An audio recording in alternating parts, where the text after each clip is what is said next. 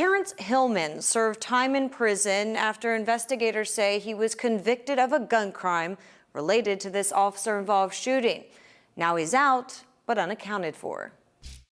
I got the gun. Where are you hit? August 12, 2021, downtown Baltimore. This footage from an officer's body-worn camera captures the shooting of suspect Terrence Hillman. The Baltimore Police Department releasing it, as well as footage from a City Watch camera during a press conference days after the officer-involved shooting.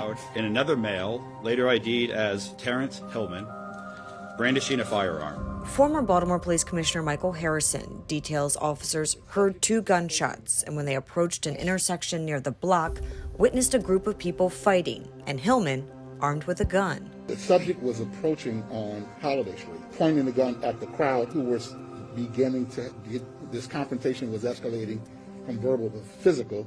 When they saw him with the gun, they started running, and I imagine when he saw the officer, he began to flee away from the officer. The officer saw it and pursued him. Video captures the chase. Hillman gets halfway down the block, turns and points the gun at the officer. The gun is later identified as a .38 caliber Taurus revolver.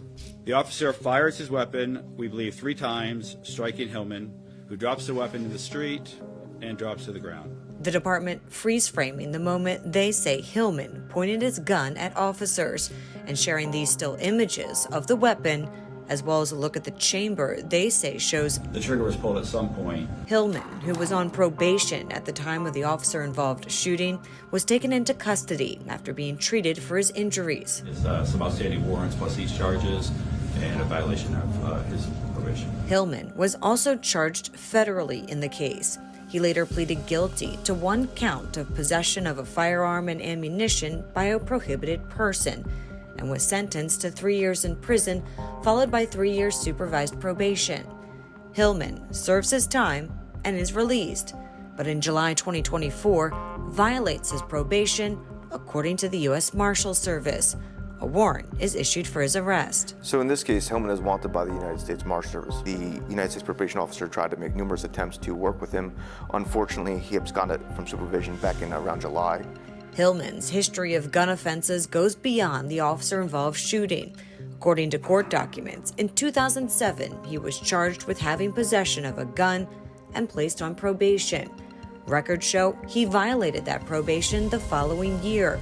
Hillman now once again accused of violating the terms of his release. Do you believe Mr. Hillman is still in the area? So we have reason to believe that he has community ties in West Baltimore, and he is originally from Philadelphia. Hillman on the run. If you look at fugitives with a criminal history like Hillman's, we're talking about firearms possession, assault, drug possession.